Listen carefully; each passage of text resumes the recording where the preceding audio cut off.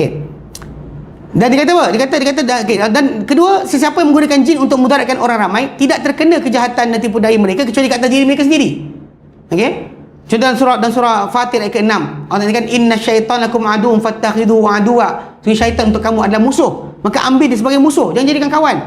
Jangan ada pula idea macam kita tak betul dakwah lagi. Kalau betul dakwah boleh masuk Islam kot. Dia di sini tahu, kita semua ni ada syaitan, ada syaitan jin. Cuma beza dia Nabi SAW pun ada, tapi Nabi punya syaitan jin itu tak masuk Islam. Qarin. Nabi masuk Islam. Qarin kita tak masuk Islam ke unless orang tu mengaku saya dah Islamkan semalam. Saya Nabi SAW itu sebab kena suara hati kita yang percaya. Itu kena jaga-jaga sikit. Sebab balik pada asal dia memang kerja dia untuk kita sesat dan bukan ni. Jadi dia kata kat sini ambil dia sebagai musuh. Innama yad'u hizbahu liyakunu min ashabil sa'ir. Dia hanya seru kumpulan-kumpulan dia untuk masuk menjadi penghuni-penghuni neraka.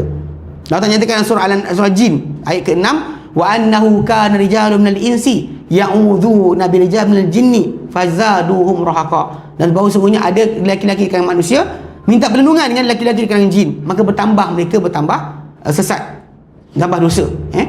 Dan Allah Ta'ala nyatakan apa dalam surah Al-Baqarah ayat 102 tentang sihir.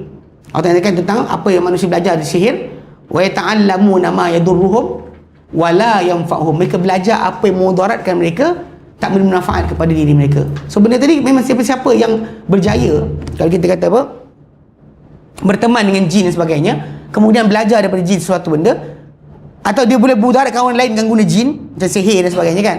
Yang kita tak nafikan sihir itu berlaku, tapi sihir berlaku orang yang menyihir orang bukanlah macam kadang-kadang konsep ni ada orang kata macam ustaz kan sihir itu jadi. Sihir jadi. Dan Allah Ta'ala sebut dalam Quran dalam surah Al-Baqarah ayat 102. Allah katakan wattaba'u, Allah Ta'ala cerita tentang ahli kitab dengan Bani Israel. Wattaba'u ma tatlu syayatinu ala mulki Sulaiman, dan mereka ikuti apa disampaikan oleh syaitan pada kerajaan Sulaiman. Wa ma kafara Sulaiman, Sulaiman tak pernah kufur. Walakinna syayatina kafaru yu'allimuna an-nasa sihr. Tapi syaitan lah yang kufur, yang ajarkan manusia sihir. Lepas tu kemudian Allah kata wa ma unzil ala, dan ma tu ada dua. Kalau kita terjemah dengan ma tidak, maksudnya tidak juga yang mereka ikuti apa turun pada dua malaikat di Babylon. Juga ada kata tak, ma tu apa yang mereka ikuti, apa yang disampaikan dua malaikat di Babylon, Harut dan Marut. Harut dan Marut itu kat sini orang pening kepala. Kenapa para malaikat ajar sihir? Kan okay. Kat sini para ahli tafsir sebut terangkan, Ibn Jarir At-Tabari kata, dia kata malaikat datang ajarkan macam perintah Allah Ta'ala ajarkan. Sebab apa? Sebab dalam konteks sihir ni, dia sebenarnya perbuatan kita dan sihir ni dia simple dia. Bukan pelik-pelik, tapi benda tu kadang-kadang tak faham kenapa jadi. Tak faham kenapa jadi. Dan benda tersebut simple sangat. Kadang-kadang ada orang ambil ayat Quran pun buat sihir. Macam ilmu pengasih dengan ayat Quran. Kan apa kul in kuntum tuhibbunallah, dia letak dalam perempuan itu fattabi'uni. Kan ini kita kata benda tu sihir. Atau orang tu ambil apa, dia ambil wa idza tumbuk orang, wa idza batashtum jabbari, tumbuk. Yang baru punya pegang lutut untuk hilang sakit. Yang zaman dulu punya orang belajar silat baca kat tak, dia yang buat okey, buat pula masalah pening pada dia. Dia begitu dia tumbuk.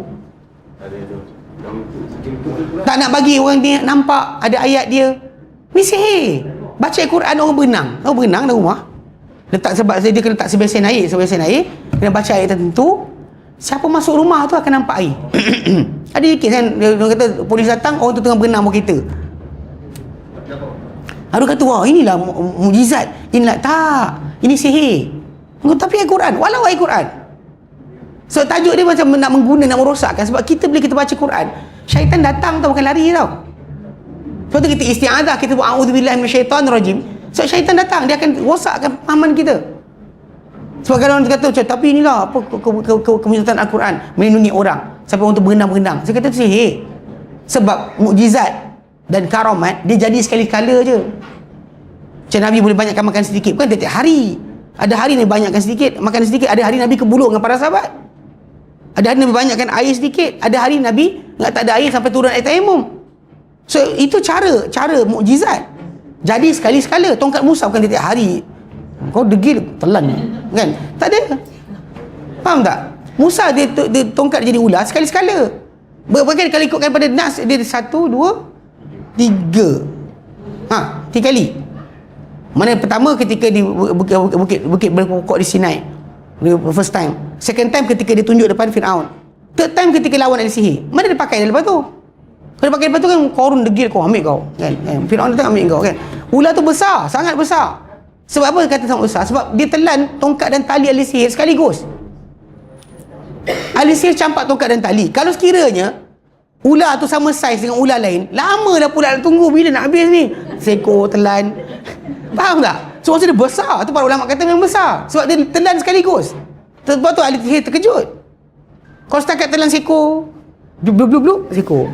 Seekor. Pahal kan?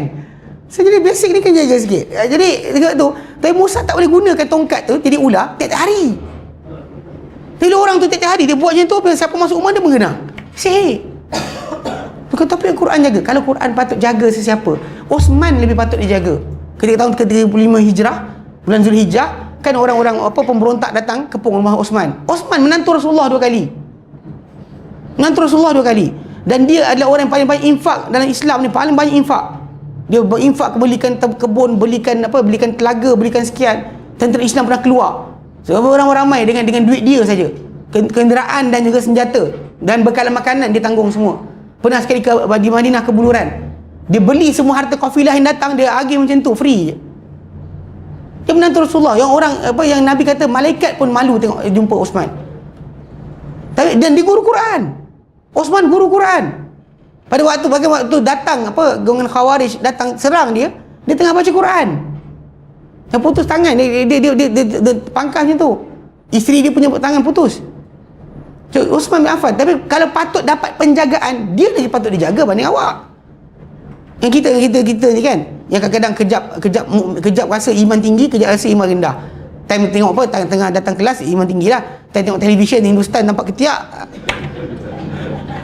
kan kita on and off. Your iman is on and off, kan, up and down. Yang dengan para sahabat punya bandingan tadi, dia lagi layak dijaga dengan Quran. Awak main petik-petik air Quran pek gitu macam. Orang datang masuk berenang. Hebatnya. Ini jaga-jaga. So kadang sihir. Sebab tu malaikat tu datang untuk ajarkan mana sihir, mana bukan sihir. Bahkan supaya macam kita lebih tepat macam dia kata macam amal kimia. Tahu amal kimia?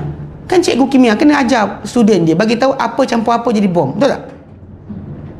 Betul. Tak ada mana boleh cikgu. Kau dia tak ajar budak tu meletup satu makmal. Kan mati. Awal-awal dia bagi tahu ini jangan campur ini. Kau campur ini jadi bom. Dia cakap. Atau campur ini jadi gas beracun. Campur ini jadi sekian. Memang dia kena belajar. Itu yang malaikat buat, tunjuk pada mereka. Betul sebab malaikat Allah kata wa may yu'allimani min ahadin hatta yaqula innama nahnu fitnatun fala takfur. Mereka tak ajar apa-apa kepada orang ramai kecuali mereka katakan kami hanya ujian untuk kamu, jangan kamu kufur dengan mengamalkan sihir. Ni anak kata. Ini ayat yang kita baca tadi. Fa yata'allamuna minhuma ma yafarriquna bihi bainal mar'i wa zawjih. Dan mereka belajar dengan sihir tadi apa dipisahkan antara seorang lelaki, seorang manusia dengan pasangannya. Yang kata kena berpisah, kena sihir. Tak ada hal. Tapi kena baca ayat selepas tu. Wa ma hum bidarrina bihi min ahadin illa biiznillah. Mereka tak boleh mudaratkan siapa dengan sihir tadi kecuali dengan izin. Means that kalau anda kena sihir, bukan sebab bomoh tu power, bukan sebab tak jumpa ustaz yang hebat, bukan sebab sekian, bukan sebab awak lupa baca ayat kursi, tapi Allah Ta'ala izinkan kena. Itu je. Takkan kena illa biiznillah. Dia tak ada power untuk sampai pada kita kecuali Allah Ta'ala izinkan. Means kalau Allah Ta'ala bagi kita kena, itu memang Allah Ta'ala bagi kita kena. Musa pun nampak tongkat dan tali jadi ular. So kena sihir tak kena sihir? Dia macam Musa kan ketika ahli sihir campak tongkat dan tali, kan Musa jadi ketakutan. Dia nampak apa? Takkan kambing, siapa tengok kambing takut kan? Nampak ular lah. So soalan, Musa kena sihir tak? Kena. Bukan Musa saja, satu tempat semua tu, satu padang semua kena sihir. Nampak tongkat dan tali jadi ular. Musa takut. Dan surah Taha, fa'aujasa fi nafsihi khifatan Musa. Dia datang dari Musa rasa takut. Tengok ular. Allah Ta'ala kata kulna la takhaf innaka antal a'la. Kami kata jangan takut, engkau lagi tinggi. Campak apa di tangan engkau, dia akan telan apa mereka buat. Nampak tak? Jadi faham kan? Jadi waktu kalau sihir berlaku sekalipun kepada siapa dan sebagainya dengan bantuan jin tadi kan, sebenarnya benda tu memudaratkan orang yang buat.